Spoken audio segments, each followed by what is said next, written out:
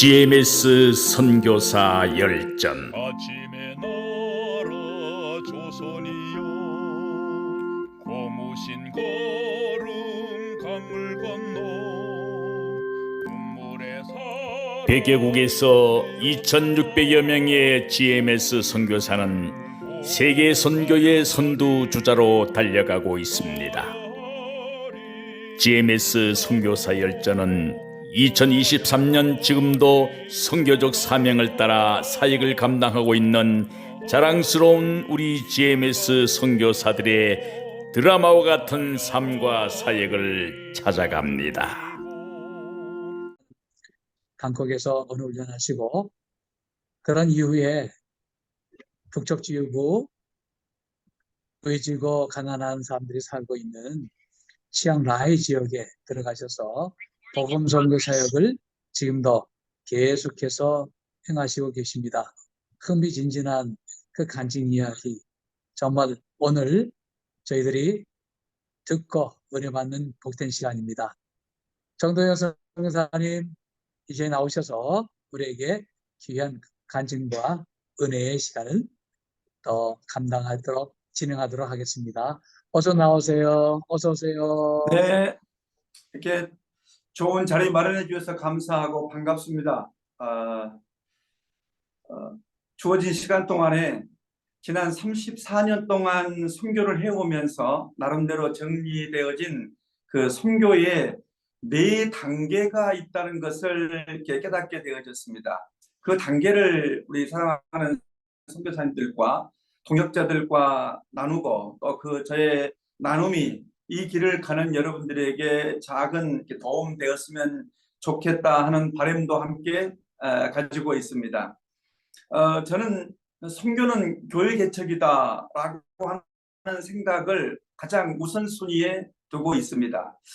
교회를 개척하고 이 개척된 교회가 중심이 되어져서 모든 것이 이루어져 가는 선교 현장, 이것을 꿈꾸었습니다. 근데 제가 생각했던 교회 개척은 남의 터 위에 세우지 않아야 한다는 한 가지 원칙을 가지고 있었습니다.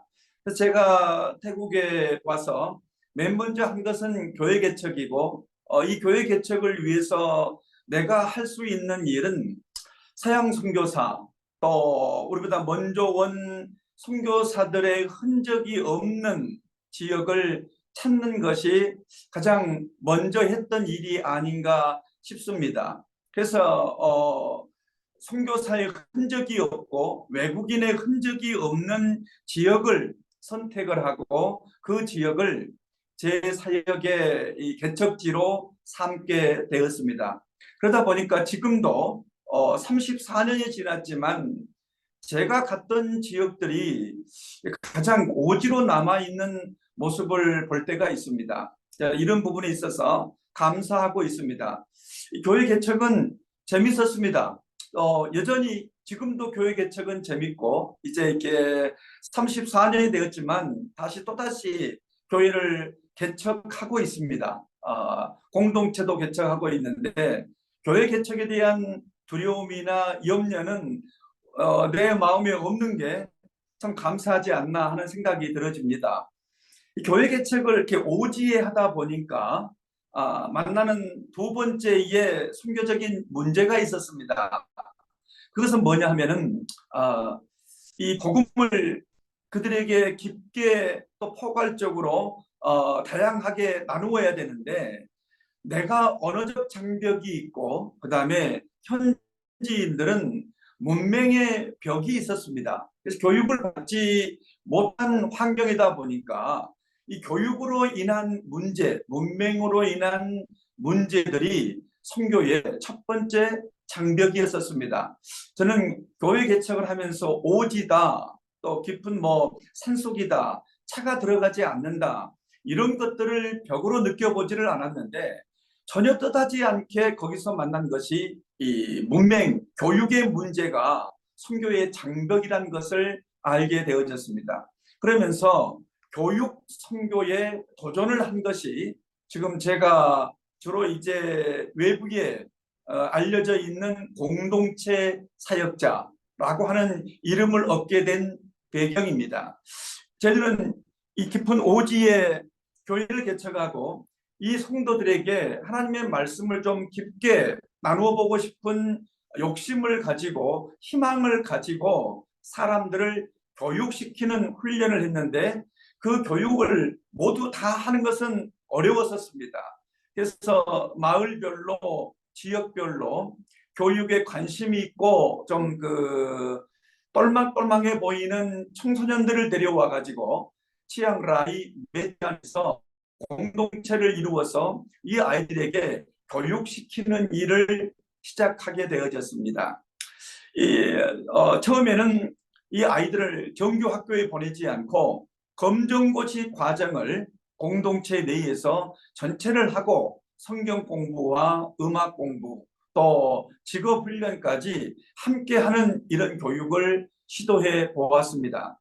지금 34년에 되어진 오늘날 제 주변에 약 한 37명 정도의 현지 교육자들이 함께 사역을 하고 있는데 이 사역자의 90% 이상이 전부가 다 이때 나와 함께 이 과정을 거쳤던 사람들이었습니다.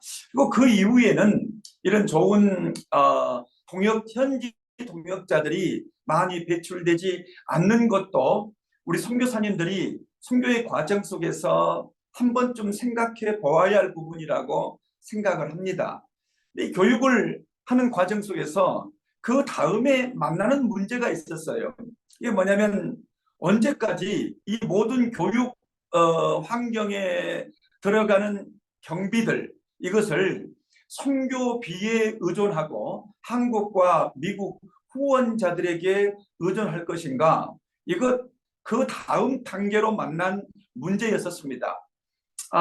우리 선교사님들이 우리들끼리 모이면 쉽게 할 수 있는 이야기 가운데 하나가 이 선교비라는 것을 모금을 하는 과정 속에 마음의 상처, 영적 자존감의 상처가 없는 사람이 과연 몇 명이나 있을까 할 정도로 이것은 우리에게 중요한 과제이지만 대놓고 토론하거나 이야기하기에는 또 다른 불편함을 가지고 있는 문제이기도 합니다. 이 문제가 저에게 선교 현장에서 교회 개척, 그 다음에 교육의 문제, 세 번째로 왔던 경제적인 문제로 다가왔었습니다. 그래서 언제까지 한국이나 미국 교회에 의존한 후원자에게 의존해서 교육을 시키는 것은 절름발이가 되겠다라는 생각 속에서 경제적 자립을 위해서 도전을 했습니다. 그래서 경제적 자립을 위해서 도전했는데 맨 처음에 수박농사도 지어보고 축산도 해보고 양계도 해보고 양어장도 해보고 또 야채도 심어보고 소위 말하면 나 같은 사람이 할 수 있는 쉽게 접근할 수 있는 일은 거의 다 해본 것 같습니다. 사실 다 실패했습니다. 근데 그 실패의 과정 속에서 스토리를 남기고 그 과정 속에서 영적으로 깨달은 바들이 있었습니다. 예를 들면은 제가 한 수박 농사를 3만 평을 심었습니다. 이 수박을 3만 평을 심는 것은 수박 열매를 파는 경제 활동이 아니고 한국의 종묘 회사와 계약을 맺고 씨앗을 받아서 한국에 씨앗을 수출하는 수박 농사를 지은 거예요. 굉장히 제 선배님의 농업 전문가의 도움을 받아가지고 잘 됐습니다. 그래서 이것은 이렇게 암꽃과 숫꽃의 자연 교배를 막기 위해서 해가 지기 전에 내일 아침에 꽃이 필 꽃들을 찾아가서 암꽃과 숫꽃 전체에다가 모자를 씌웁니다. 그런 다음에 아침 일찍 벌나비가 깨어나기 전에 이 모자를 벗기고 숫꽃을 따가지고 암꽃을 찾아가서 인공으로 교배를 하고 다시 자연 교배를 막아주기 위해서 모자를 씌우는 작업을 한 것입니다. 이게 굉장히 잘 됐습니다. 수박이 사람 머리통만하게 클 때까지 그 치앙라이 지역에 굉장히 수박 농사를 많이 지은 지역인데 이 지역의 현지 농부들이 견학을 올 정도로 아주 성공적인 과정을 거쳤어요. 근데 그때 제가 이제 결혼한 지 꽤 오래되었는데 우리 아들이 우리 치앙라이 파마이 공동체를 개척할 적에 거기에서 이 아들이 잉태했습니다. 그래서 거기에서 치앙마이까지 당시에는 한 7시간 정도의 거리입니다. 이 거리 산부인과를 오고 가야 하는데 이 산부인과를 갔다 하루는 치앙마이 가서 자고 돌아왔더니 수박밭이 누리끼리하게 이렇게 변해 있어요. 이게 영양분이 부족한가 보다 하고 나름대로 판단을 하고 분명히 그 농업 전문가인 선배님은 어떤 과정이든지 자기에게 먼저 묻고 해달라고 부탁을 했습니다. 근데 이때 제가 교만해가지고 묻지 않고 시중에 나가서 15짜리 복합 비료를 사다가 쫙 뿌려줬습니다. 다음 날부터 그 누리끼리 했던 이파리가 누렇게 새카맣게 올라왔습니다. 아주 보기 좋았습니다. 그리고 이틀이 지났는데 수박 꼭지가 누렇게 변했어요. 손을 턱 대니까 수박이 톡 떨어집니다. 3만 평의 수박밭에 2만 평 정도의 수박이 전부 다 이렇게 떨어졌습니다. 겁이 났습니다. 그래서 선배님에게 물어보았더니 야, 너 창조의 섭리를 아느냐? 그래서 그렇지. 그랬더니 너는 창조의 섭리를 잘 모르는 놈이야. 요즘 한국 교회 가면 노처녀들이 많지. 예, 많습니다. 그 왜 그러겠어? 창조의 기쁨, 창조의 행복보다 문명의 이기가 주는 이 기쁨이 더 크기 때문에 창조적 행복 활동을 하지 않는다는 것이었습니다. 굉장히 의미 있는 이야기였습니다. 모든 생명은 태어나면은 생명을 또 잉태하고 내 유전자를 담는 생명을 잉태하고 죽을 날이 가까우면은 나는 늙고 쇠잔해지는 것이 창조의 법칙인데 이 문명의 이익이라고 하는 것이 우리로 하여금 생명이 없이도 행복할 수 있는 환경을 만들었다는 것이에요. 그래서 이 수박이 자기의 모든 에너지를 그 열매에게 쏟아부으면서 자기는 누렇게 변해가고 수명을 다해가는데 거기에다가 이 고급 비타민을 주니까 노새 젊어서 노새 새끼는 떼고 노새 하면서 새끼를 잘라버린다는 것이죠. 굉장히 내가 여기에 도전하지 않았다면 얻을 수 없는 교훈을 얻는 것을 그 열매로 보았습니다. 그 양어장을 여러 군데 파가지고 고기를 길러서 아이들에게 물고기를 사 먹이지 않으려고 했는데 거기에서 이 아카족들은 산 높은 봉우리에 삽니다. 그들은 이 물과 떨어져 있는 것이 그들의 문화예요. 그 문화 속에 있던 아카족 16살 먹은 야빠란 아이가 그 양어장에서 방학 동안에 고기를 잡다가 허리춤되는 물에서 빠져 죽는 일도 있었습니다. 너무 두려웠습니다. 그래서 사실은 그때 내가 선교를 포기하고 싶었는데 여기에 나를 대신해 누가 들어올 자가 없어서 사실은 지금까지 머무르고 있는 것이에요. 네. 이런 과정을 실패를 했는데 성공했던 두 가지가 있었습니다. 하나는 보석 커팅 공장입니다.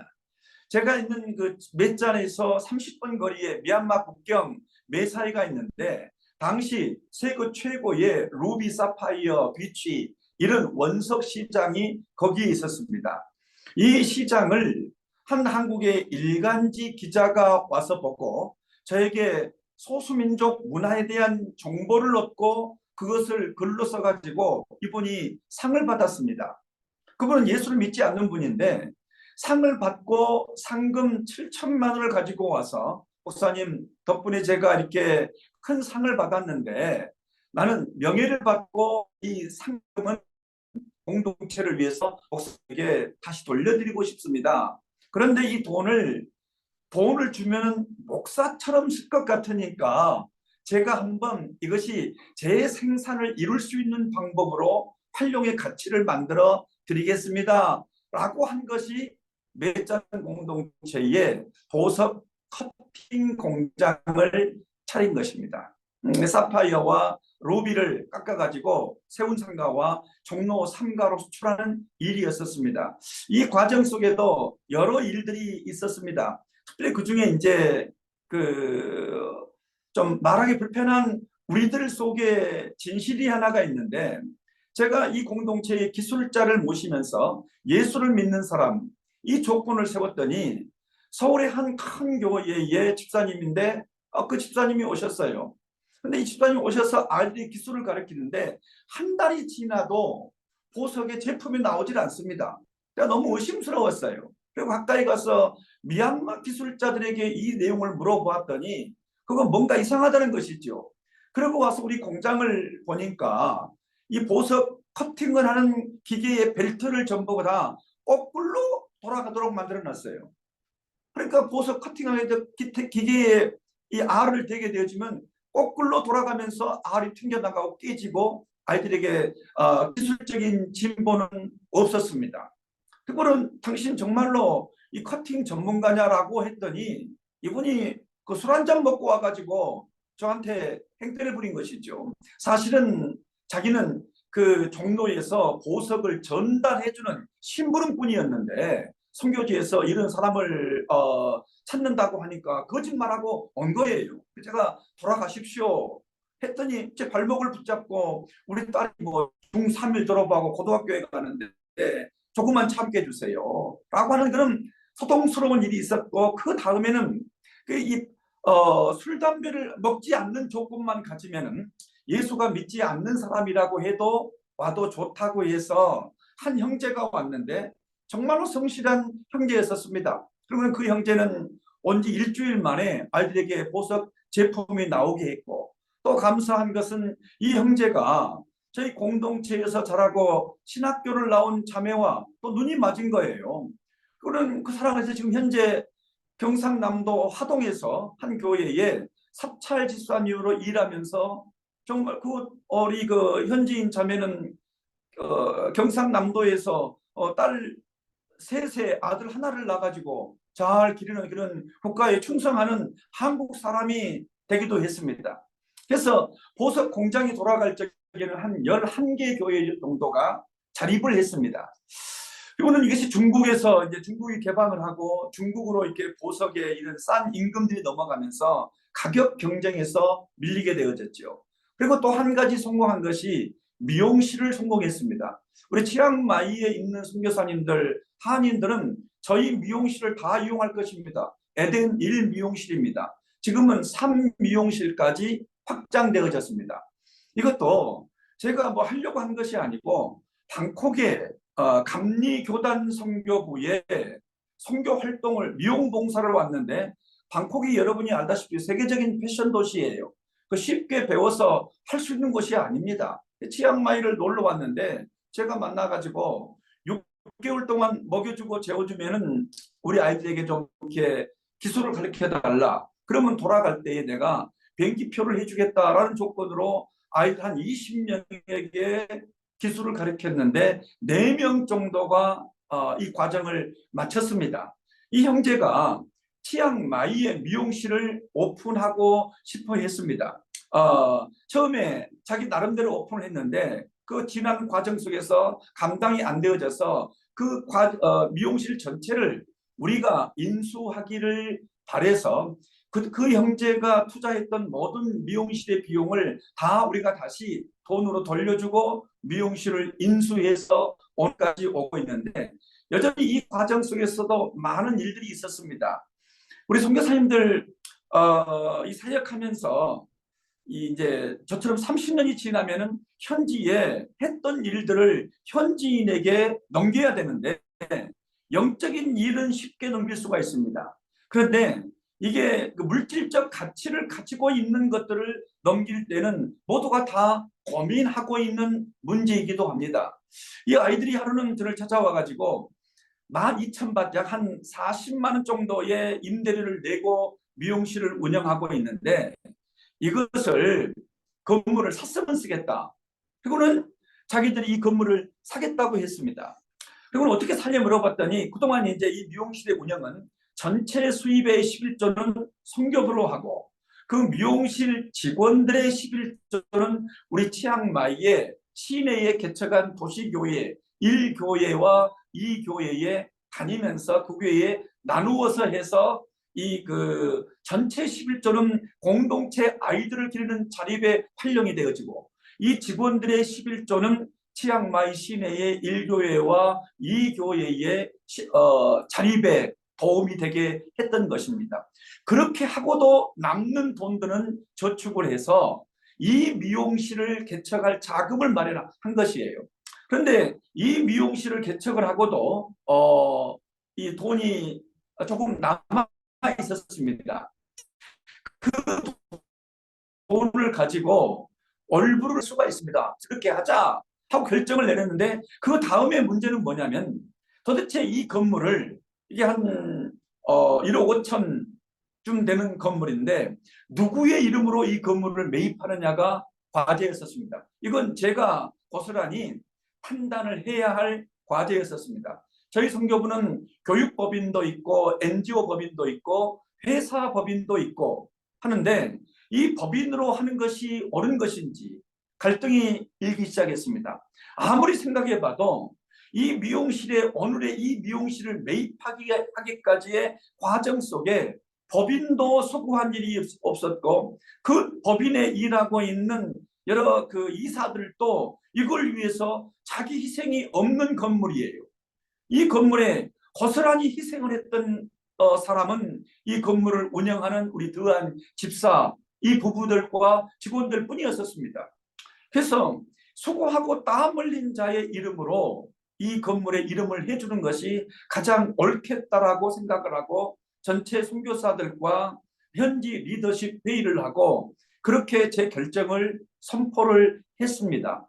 그때 가장 먼저 반항하는 것이 선교사였었습니다. 어떻게 이 아이를 믿고 이런 부동산을 그의 이름으로 하도록 하느냐 하는 것이었었습니다. 그때 제가 이렇게 말했습니다. 그 아이는 중3 때부터 내가 데려와 가지고 중3, 고등학교 3년, 그다음에 맷잔 그 보석 공장에서 4년, 18년 동안 나와 함께 살아온 아이입니다. 그래서 내가 우리 현지인들과 선교사들에게, 이 아이는 내가 18년을 길러온 내 아들 같은 아이인데, 이 아이가 불의하고 거짓말하고 욕심을 낸다면 그것은 아버지인 내가 잘못 가르쳤기 때문에 내가 책임져야 할 문제인 것이지 이 아이의 부도덕은 아닙니다. 이걸 믿고 해야 됩니다.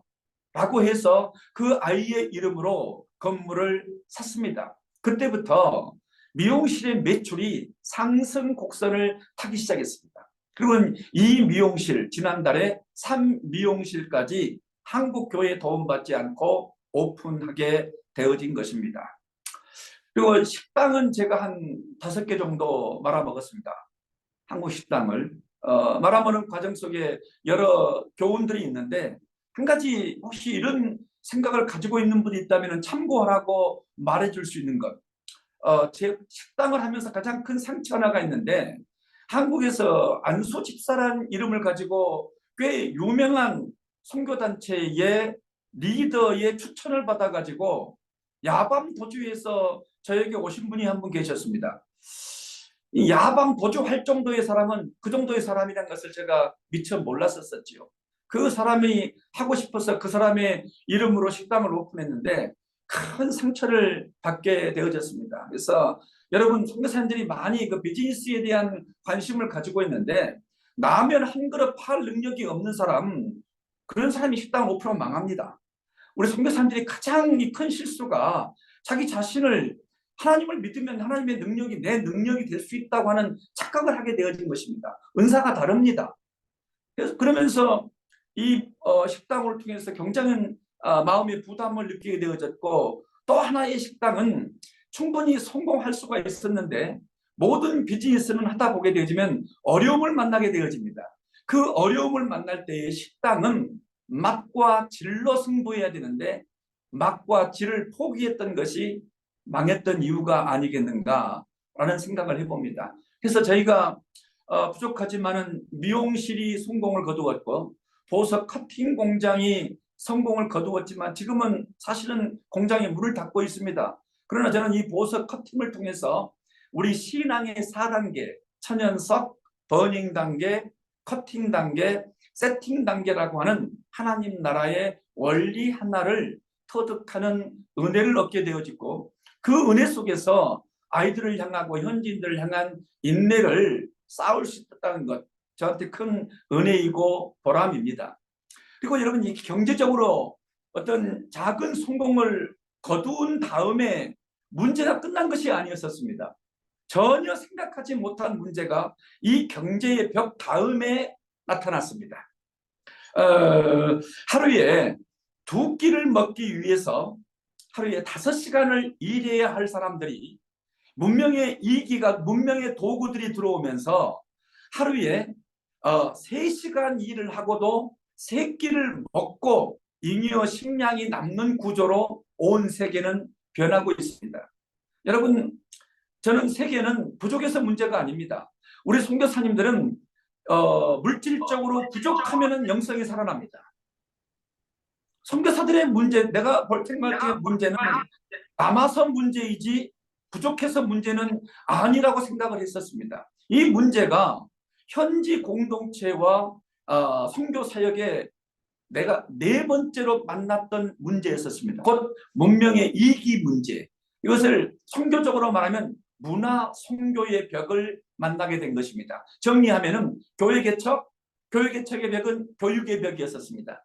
교육의 벽은 경제적인 벽이었었습니다. 자립의 문제이죠. 자립의 문제를 넘었더니 그 다음에는 배고픔 속에서는 알 수 없었던 문제, 잉여, 남는 것, 이것이 문제라는 것이었습니다. 시간도 남고 식량도 남아서 문제였었지, 이것이 부족할 때는 문제가 아니었습니다. 5시간 일을 해야 3끼를 먹을 수 있는 사람들이, 예를 들어서 3시간 일을 하고 3끼를 먹으면서 시간적으로 2시간이 남게 되어지고, 신체 에너지는 2끼를 먹고 5시간을 일했는데 3끼를 먹고 3시간을 일하면서 영적, 육체적 비만, 소위 말하면 성인병을 일으키는 원인들을 제공하게 되어진 것이죠. 지금 저의 싸움은 이 문명의 이기와의 싸움입니다. 남은 시간과의 싸움이고, 남은 에너지를 어떻게 죄 짓지 않는 곳에 사용하고 하나님 앞에 거룩하게 자기를 다듬고 주변 사람들에게 주변을 거룩하게 만들어가는 일에 헌신할 것인가의 문제, 이 문명의 이기의 문제가 선교의 최종적인 문제란 것을 깨닫게 되어졌습니다. 그러고 보니까 모든 선교사들이, 모든 교회가, 기독교가 무너진 것은 가난해서가 아니었었습니다. 무지에서도 아니었었습니다. 오지에서도 아니었었습니다. 이 손도 없고 발도 없고 날개도 없는 문명의 이기라고 하는 것, 남은 시간, 남은 에너지가 내 영성을 파괴했습니다. 내가 하나님 앞에 설 수 있는 거룩한 시간들을 빼앗아 버렸었습니다. 그래서 저는 우리 선교사님들 이 잉여 시간을 관리할 수 있는 은혜를 달라고 기도했으면 좋겠습니다.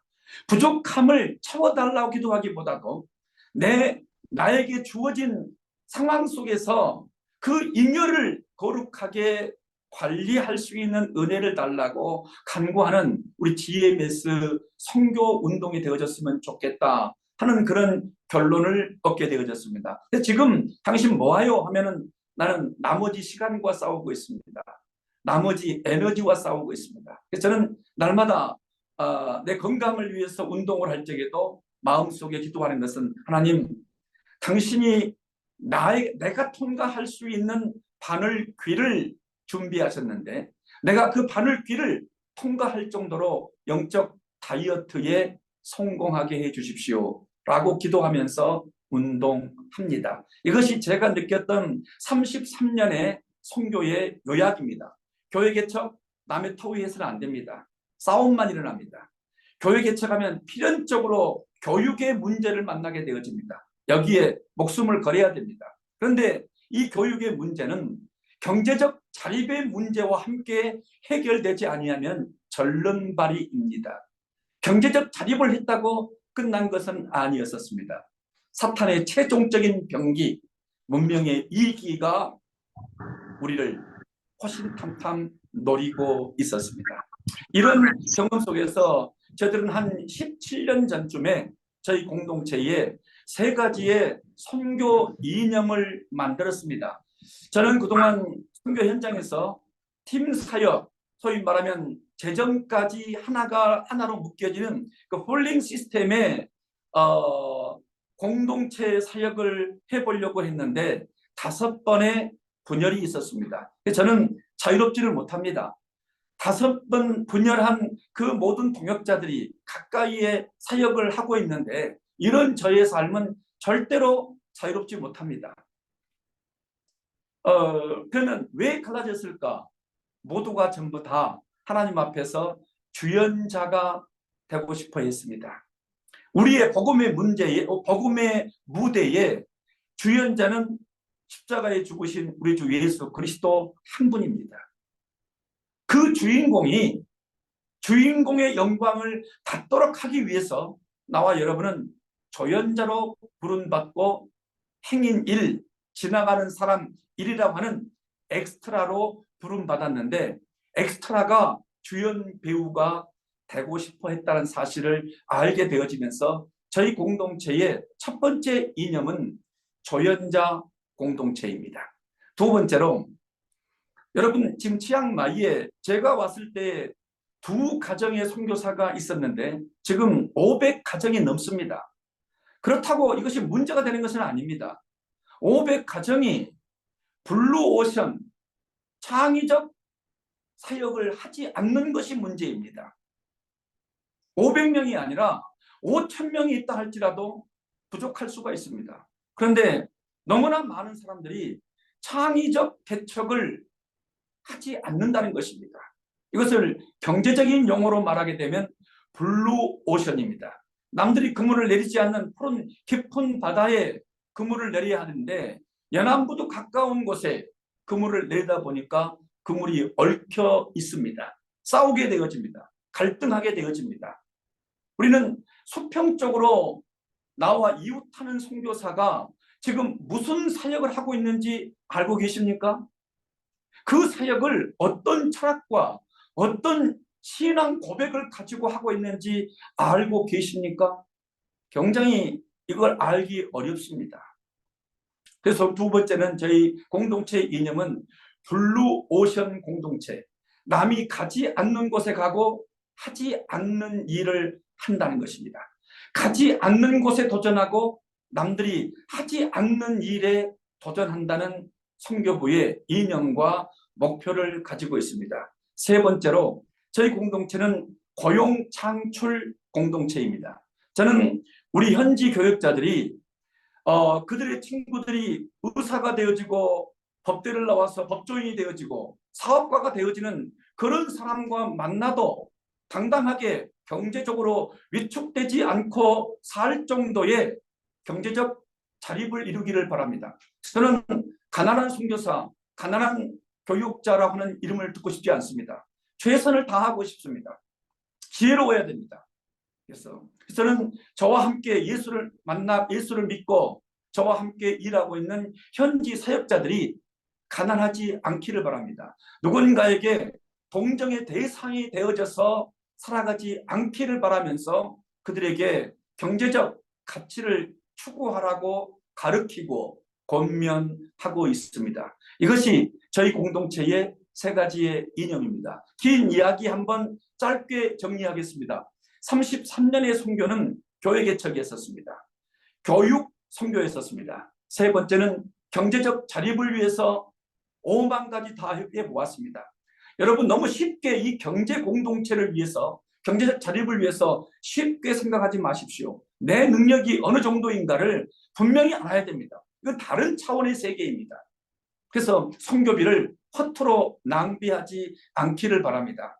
그 다음 경제적 저희는 지금 현재 현지인이 한 달에 3,000불에서 4,000불 정도를 헌금을 하고 있습니다. 그래서 메인 공동체가 100% 자립하고 있습니다. 제가 지금 있는 음악학교와 이 문화센터도 100% 자립을 하고 있습니다. 그렇다면 문제가 해결됐느냐? 아니라는 것이죠. 그 다음부터는 부족함에서 오는 문제가 아닌 남아서 발생한 문제, 잉여의 문제, 이것이 문화 선교란 것을 깨닫게 되어졌습니다. 이 네 가지의 선교의 방향을 저희들은 조연자가 되어져서 나가기를 바랍니다. 남들이 가지 않는 곳, 하지 않는 일에 도전하면서 블루오션 공동체를 만들어 가고 싶습니다. 세 번째, 현지인들은 그들이 세상의 다른 친구들과 비교해서 당당하게 살아갈 수 있는 고용 창출, 더 많은 경제적 수익을 올릴 수 있는 환경을 만들어 주어야 한다는 목표를 가지고 나아가고 있습니다. 여러분 감사합니다. 또 생각되어지기도 합니다. 사실 제가 들어와서 처음에 선교지를 돌아볼 때에 선교사님이 세웠던 그 맨장 공동체에 한번 간 적이 있어요.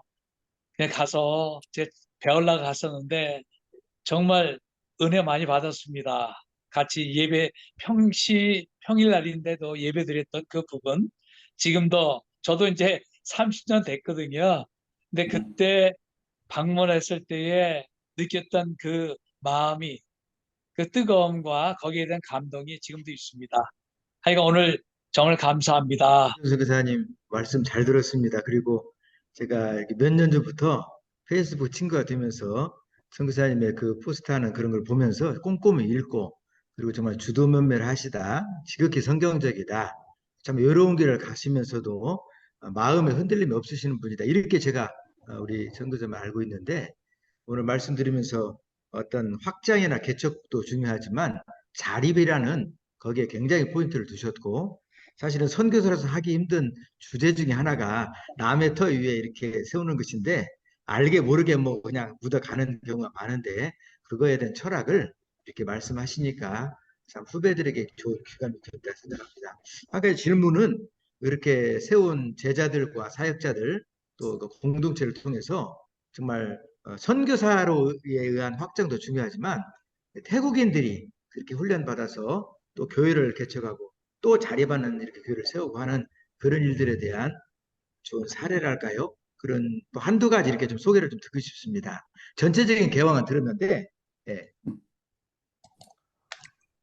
그러니까 뭐 시간이 많고, 시간이 내게 시간 제한적으로 제가 또 지금 이제 어디를 가야 할 시간이 가지고 예.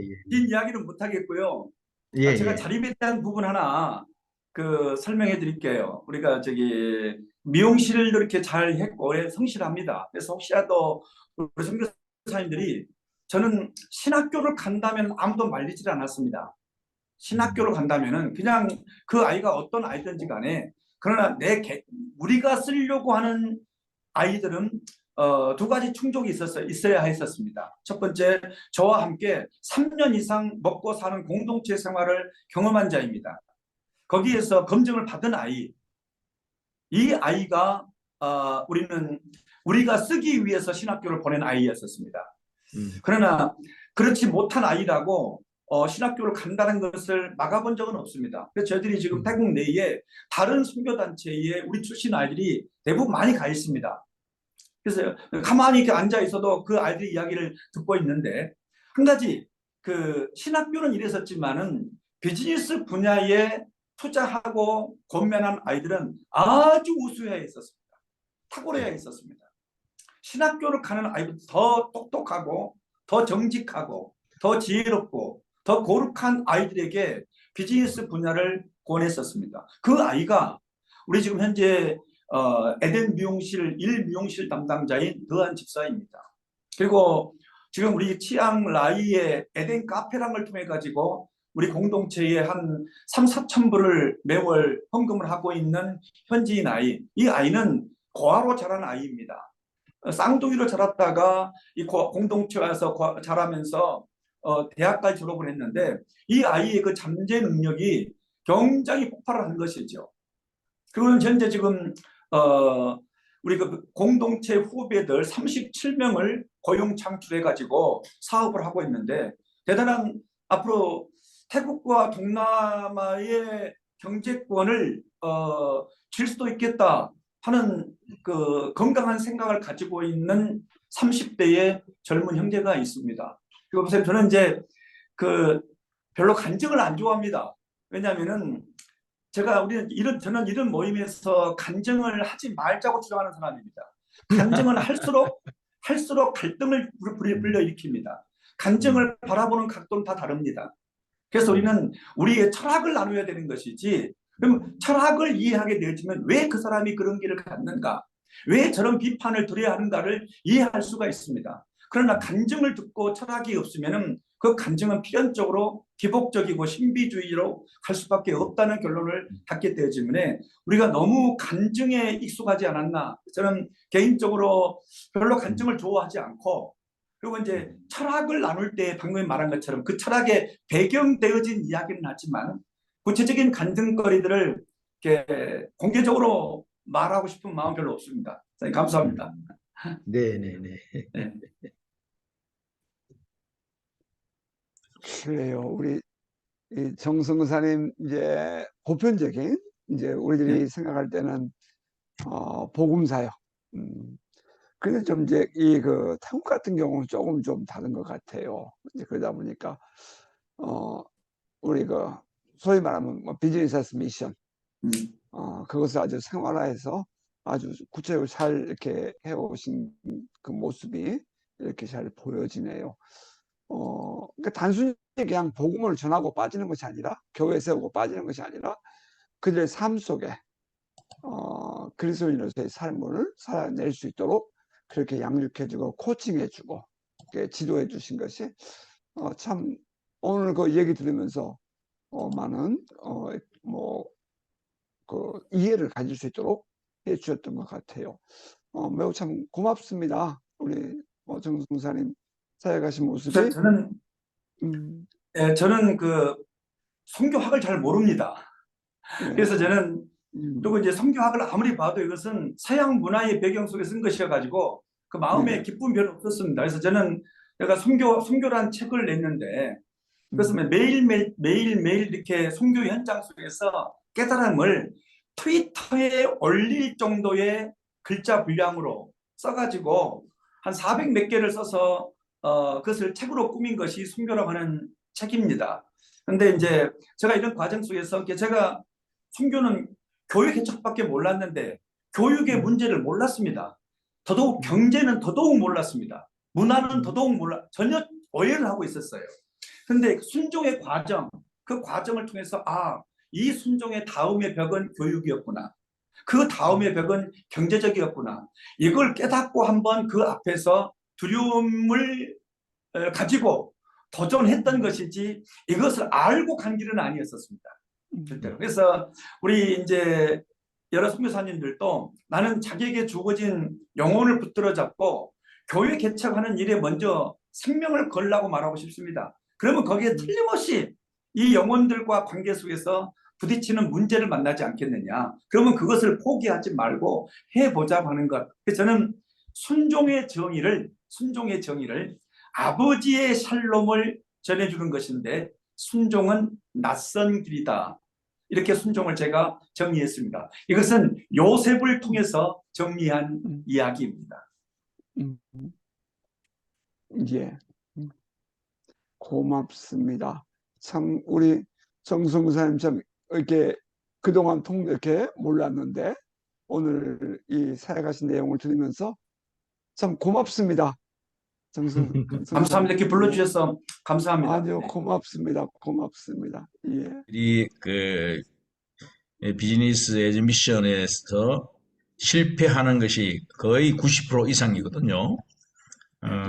왜냐하면은 이 경제를 잘 모르고 막 뛰어들고 그 또 선교에만 그 초점을 맞춰서 왔던 분들이 비즈니스의 한계점들을 많이 이렇게 느끼고 뭐 저도 그 중에 한 사람입니다만은 우리 정성 교사님의 그 성공적인 자립 선교가 굉장히 아주 특히 우리 교단